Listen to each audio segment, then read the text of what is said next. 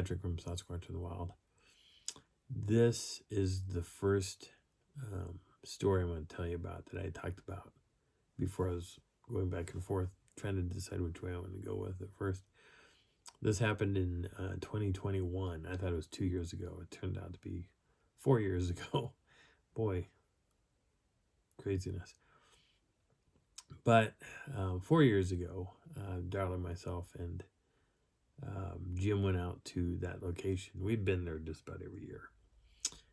And we drive out there and we get to the normal camping spot, and it is muddy and overgrown, and we're thinking it may not be a good suitable spot to go camping just because of how wet everything was. So we decided to go camping down along the river. And that's part of the video clip that you saw coming into this.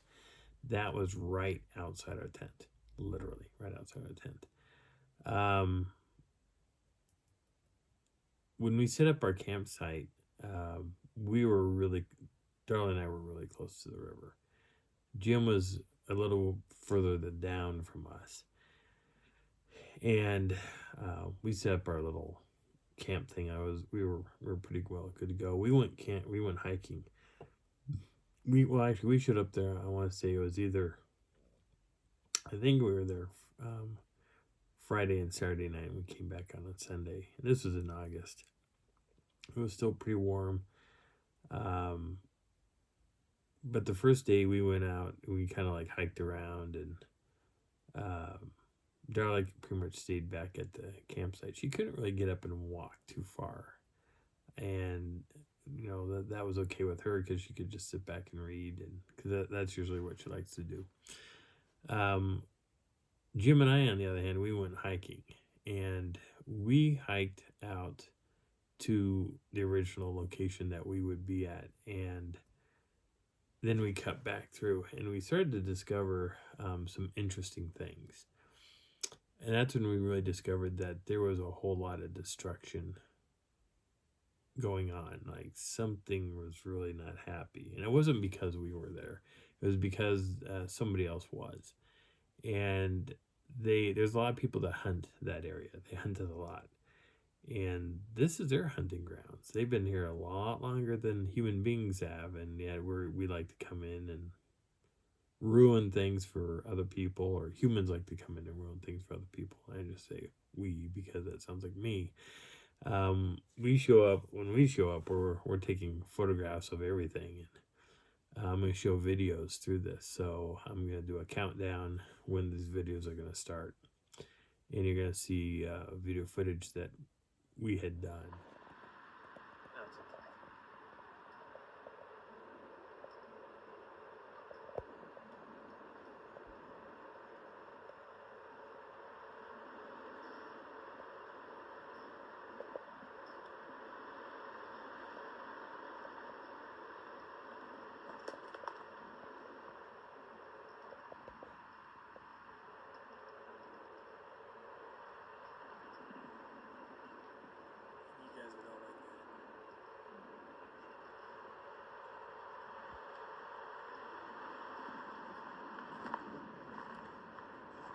This here.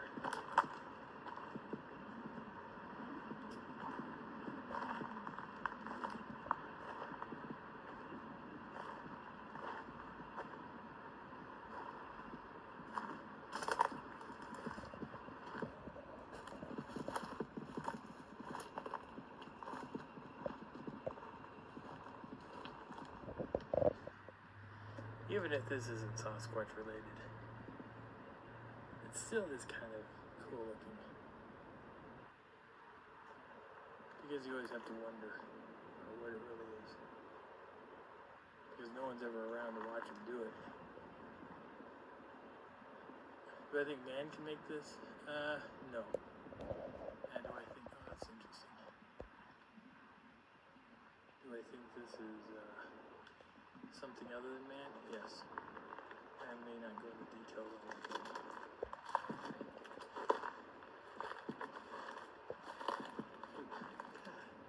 That spider web's about to go through. These are willows. And like willows. A few years ago, I almost got kicked by a moose. Not because I was outside, I was actually in my car. And I was coming around same area, coming around a corner, on a blind corner, and out popped a moose from the willows, trotting along, and he threw a double kick towards my windshield. Thank God he was about 12 feet away from my car. It was a bit of a wake-up call.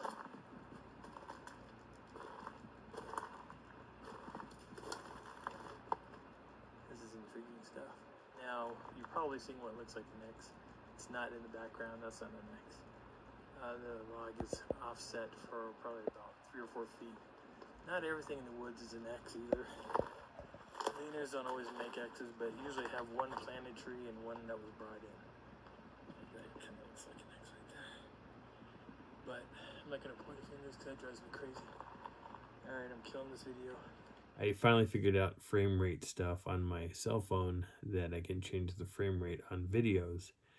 Instead of seeing that flickery effect that happens, that's at 30 frames per second. And I found out that I can tap this one spot on my camera, on my phone, and it actually says 60 frames, and that flicker goes away. Wish I would have known that before the drone footage. But I might redo the drone footage and so you can see the difference between the two.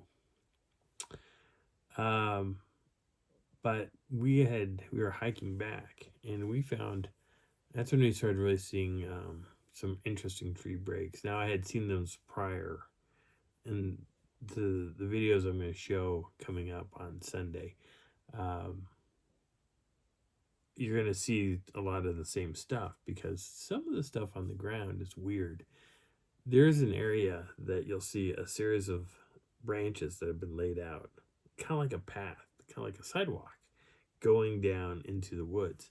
And I know people are not doing this because it just doesn't make sense. You go camping in the woods, first thing I'm going to do is I'm going to build a sidewalk out of wood. No, you're not going to do that. You're going to hike around. That's what people do. They just hike. They go out and take pictures. They're enjoying, they're seeing stuff. But I don't know how many people actually took notice to these branches all along the ground. And they form this perfect, it's like a sidewalk. It's weird. It is really strange. And we walked on it. We kind of walked on it for a little bit. And we found footprints. We found some interesting odd footprints. We found it out on the road leading into the campsite. We found footprints back where we were at. And then that was pretty interesting. There's a lot of times you'll see that it's lots of foliage. And then you'll find a bare spot. And you'll find a footprint shoved in there. Well, you can't say, well, how many footprints did you see? Well, you saw one because everything else is overgrown. You're not going to just necessarily see that other footprint, especially if they're stepping down on, say, grasses and everything else. You know, if they walk past it, the grasses are going to go bleak. They're going to come right back up. That's just what grasses do. Now, if they're if they're standing there for a long period of time, then the grasses will lay down and they'll probably be stuck in that position. But we didn't see that. We found a footprint here and then another footprint somewhere else. And it's usually because of that. Even by the river, there were things that I was kind of looking for. And I would find random things, and it wasn't always a strict case of one thing versus the other, or finding a series of patterns, of footprint. We didn't always see that, and it was strange. But we had walked to a point, and there was an area where there was a lot of overgrowth, and I had turned and looked at this, and to me it said path.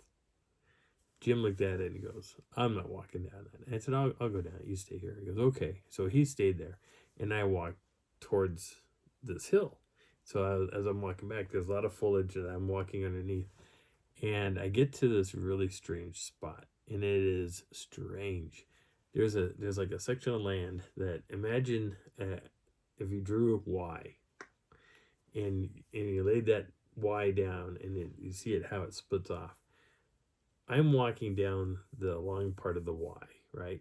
So I'm walking towards the U shape. As I'm walking up to it, I have to draw a picture of this thing. And I'm going to try to describe it first. It's like this, Imagine this as being trees, and it's coming down at an angle. So it's coming down and going back up. Nothing but trees there, trees on the sides. But it was like something cut a road, almost like a road or a path, going around, going over one side, coming down and going back and up and over this other side. And I was like, what the hell? And then I look to my left and I see 3 bones. And these are from, I do believe, a moose. So you have 2 bones that are like this and 1 bone that's like this. Kind of like a, I want to say like a division sign, I think it is, where you have 2 things like this, and you normally have 2 dots, I think it is. But you have 2 bones, and then you have 1 bone. But they're laying on their side, right? So it's like this and this. And it was right across from this U shape in this section of trees. And I was like, what the hell? And so I was like, Jim, you need to come over and look at this. So Jim walked over, and he's like, what? And I said, see, first look at this. He goes, oh, that's interesting. And it's a really steep climb to go up to one side or go up to the other side. And I said, it's almost like you can go that way and they'll take you somewhere, or you can go this way and they'll take you somewhere. And he's like, yeah, I don't want to climb that. And I said, yeah, I don't really want to climb that either. But for some reason in my head, it was saying to go ahead and do this. And I didn't do it. But we ended up looking at these bones, and I picked up one of the bones, was looking at it, and took pictures of these things. And I'm going to post the pictures here or there, probably over here. But it was interesting to see that stuff. And we just kind of listened around or hear really anything outside of birds and squirrels. So we came back down and we wandered back into the area, and we found our way back to camp.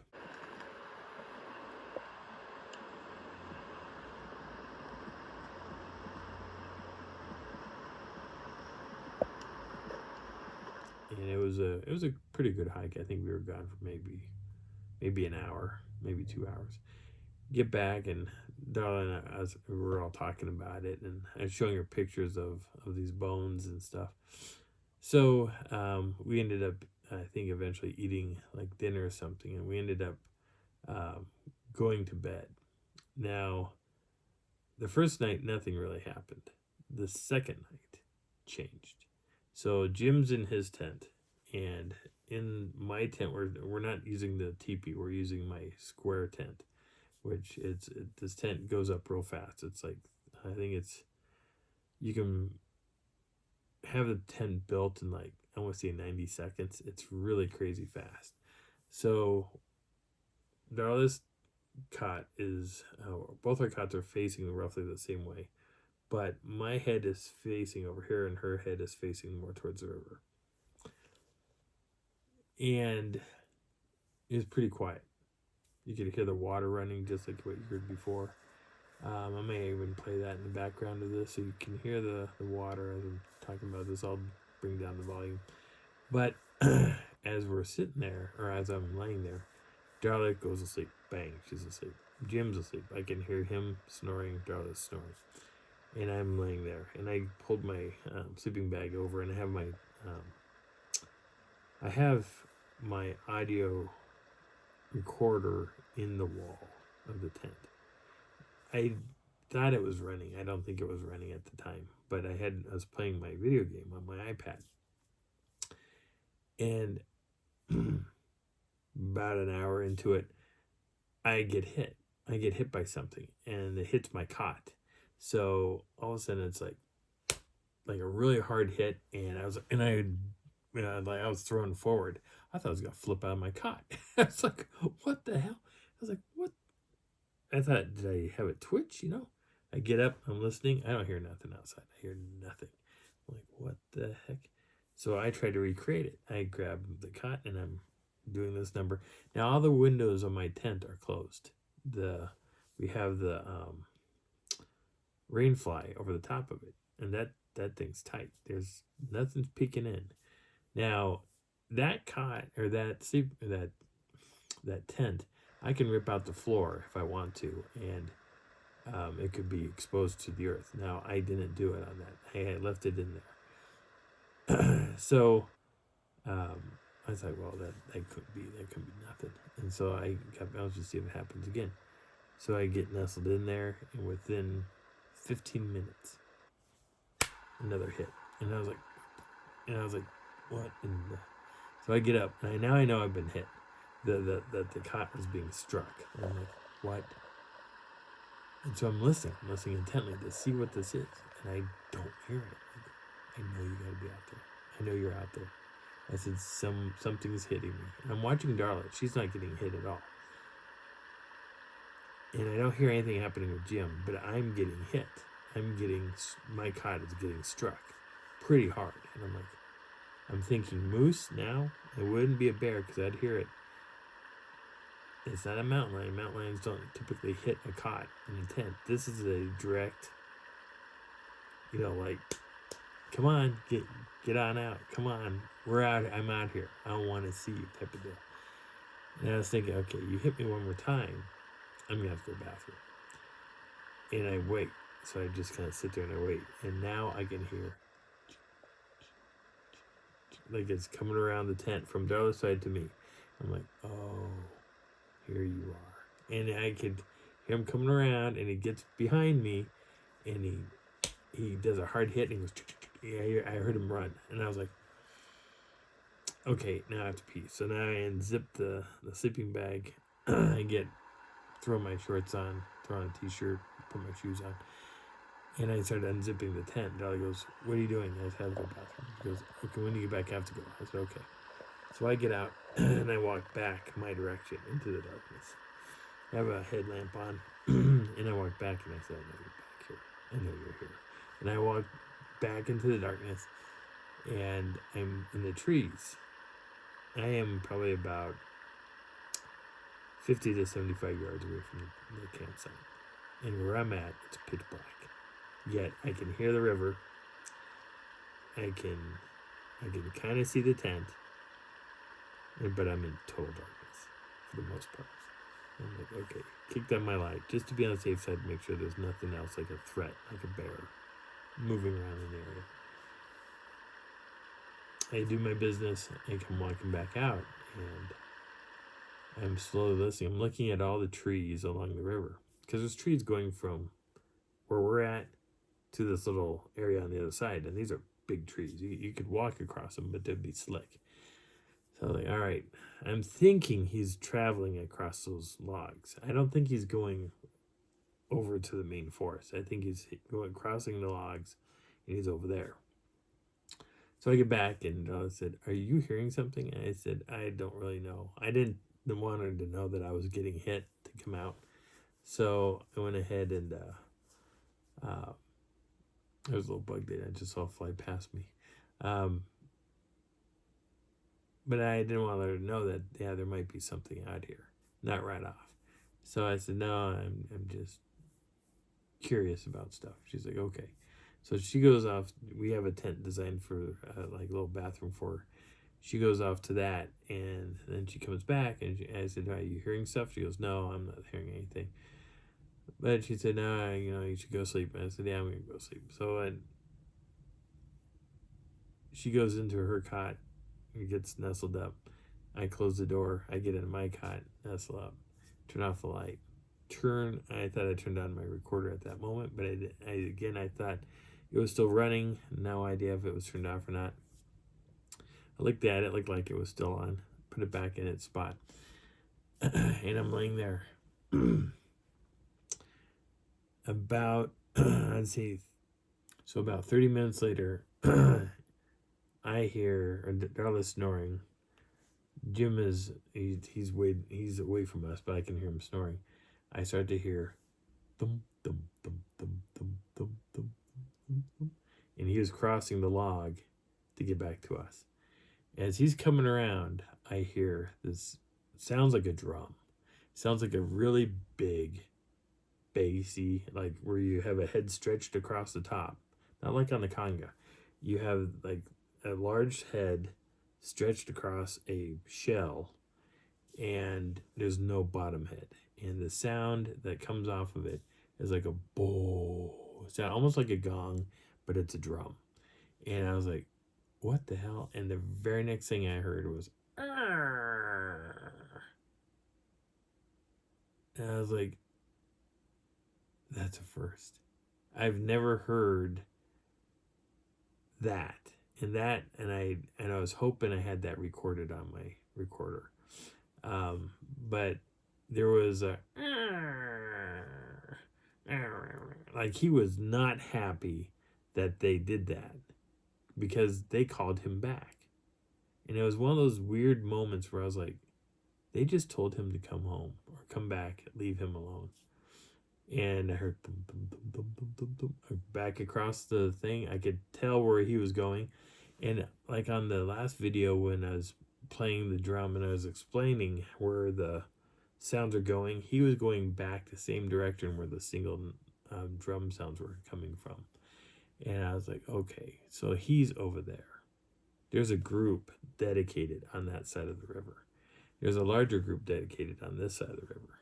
So it's probably two family groups that are living within, close proximity of each other. And I thought that was pretty darn interesting. So when they got up the next day, I told Jim about it.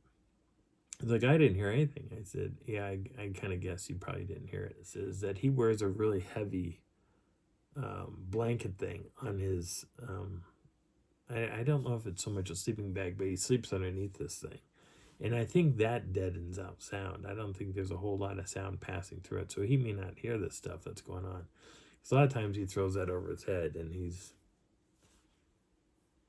he hardly hears anything. But he does, like, if there's wood knocking going on, he's like zoned into that.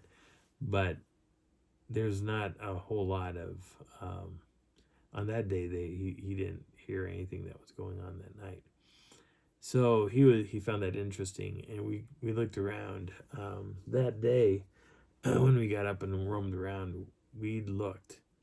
I was like, he went across, and I wanted to cross, but my shoes were not exactly watertight. So if I would have gone across, I would have been driving home in soggy, cold everything. When the water was cold, the rest of the area was pretty warm. But there was a lot of foliage back there, and I really wanted to go back in there. So it may be that we go camp back out in that spot and cross that river and start to explore back in that one area, because there's something back there. There's something close, really close, in fact, because that drum sounded pretty darn close to us. And I was really interested in finding that drum. I want to find what they're using, because I'm a firm believer that they don't use sticks when they're doing wood knocking, and there's reasons behind it. If you are a drummer, this is my, it's called a boron drum. It's a Irish drum. This is a stick for the boron drum. But if you're a drummer and you're constantly playing, this type of sticking doesn't really hurt your hand. This type of sticking does when the stick is actually hitting the soft tissue right here on your palm. That can give you nerve damage. Over time, this stops a lot of drummers from playing. That's why you start seeing them wearing gloves, because the stick is smacking that spot so many times that it hurts really, really, really bad. So if a Sasquatch is using a stick and they're pounding it, or a big log, and they're using it and it's smacking that spot of their hand, they won't be doing that very much longer, because the vibrations and everything else that's happening here hurts really, really bad. I don't believe they're doing it. But I have found bone. And bone, and I've even tested that idea. I was with Janice and Leah Marshall at one of her spots, and I found this bone, and I began knocking it on a leaner log. And when I went bang, bang, bang, and I hit it here, it didn't hurt.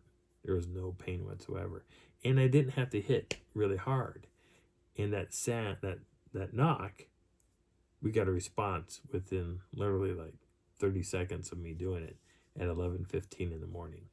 And I was getting ready to stand up. I was getting ready to move over to where Janice was at. And they said, Patrick, you got a response. I was like, what? Yeah, I didn't hear it. She goes, you got a response to it again. So I sat back down, picked up that bone, and went bang, bang, bang again. And we all sat there quietly, and we heard right back. And it happened probably within 50, 60 feet of us. It was pretty darn cool. There was nobody else on the mountain. It was just the three of us, and Leah was pretty sure that she could see whatever it was up there. But that's the end of this video. My name is Patrick, and this is Sasquatch in the Wild, and I hope you're enjoying the journey. See you on Sunday, and I'm gonna post videos and stuff in this.